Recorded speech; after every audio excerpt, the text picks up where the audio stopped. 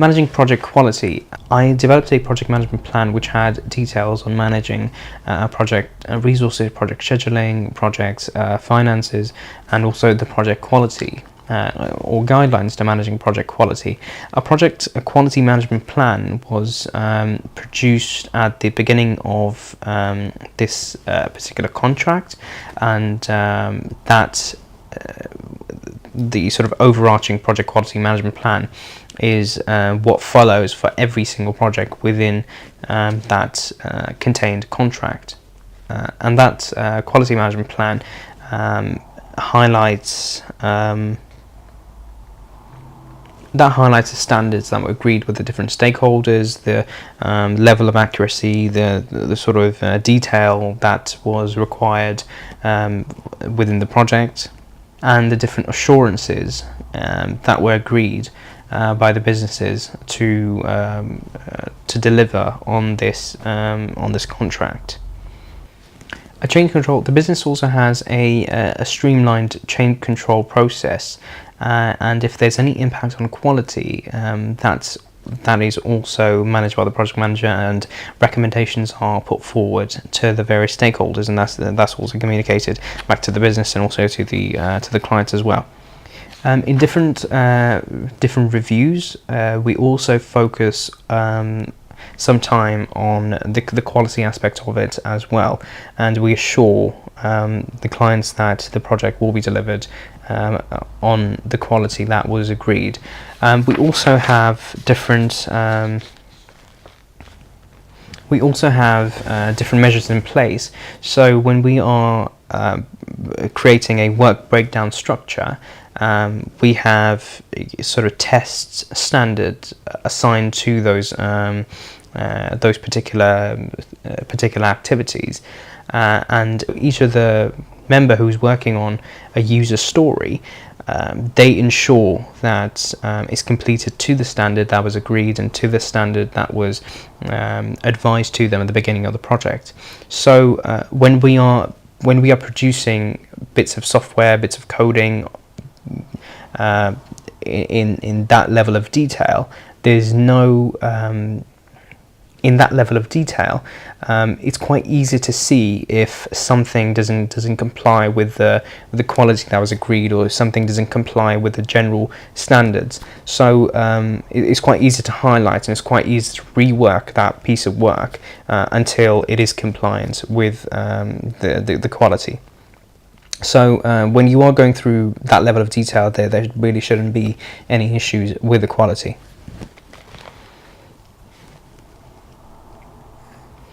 We also hold meetings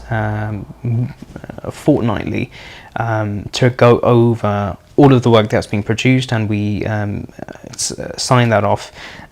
with the clients to say that so far whatever's developed is according to what was agreed in terms of the quality, and we're on schedule and we're on budget, and if there's any deviation from that gets highlighted, and feedback is obtained, and that feedback is used to develop plans going ahead in the future. Once the project completes, we have a post project review to go over everything that was that constituted of the project, and we sit with the clients and we analyze everything. We get feedback from that, and we make sure that the quality that was agreed, and we make sure with the client that everything was according to the time that was planned, according to the budget that was planned, according to the quality that was agreed. One of the examples that we have to minimize disruption in sort of transitional phases or in transfers is handover. So once, if there is a resource that is moving on, if there's a member that is moving on to a different project, or if there's somebody that's joining, we usually have handover documents to summarize what the previous member had done, and what the future member could benefit from. So it's quite a seamless transition, rather than the new joiner having to sort of reconcile, to sort of get a picture, or build a picture of what's happened so far. All that information is already given to him. So we are constantly, so if there's anything that's highlighted during a project, it gets contributed to the lessons learned, and once a project's completed, those lessons learned are fed back to the business, and they are used as feedback to continually improve the project, the project life cycle. They're constantly used to improve the quality of the project and the quality of the service that the business provides. Sometimes some audits also regularly take place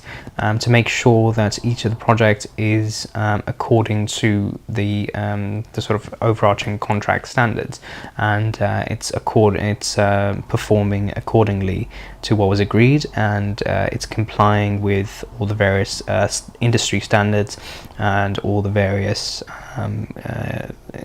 standards of the organisation itself, of CGI. I think the process that they have so far has worked quite well in terms of lessons learned and feeding that back to the business. However, I think that to improve upon that, there could be a little bit more focus on sort of educating the various different team members or various different project managers on the importance of lessons learned, because often in meetings and reviews and on project completion, it's sometimes an exercise that is rushed to just produce a lessons learned plan. However, I think it should be a little bit more thorough than that. The project manager should go thoroughly with the team to analyze, things that they've learned over the period of the project, and what the business could benefit from, or the experience that the business could benefit from in the future, going ahead with sort of future projects. Another note in terms of audits and sort of compliance and project assurance, the business doesn't only focus on things like the project itself and the project deliverables, but it also focuses greatly on things like data privacy and data protection and confidentiality and those sort of things. And we are constantly monitoring that as a business, and that's something that I think that's something that is quite reputable for the brand and for the business, and I think that also reinsures the project, the various stakeholders and even sort of future clients, that the standards that CGI have sort of benchmarked are quite high. So that reassures them that the projects that we produce are worth the investment from the client side and also from the business side.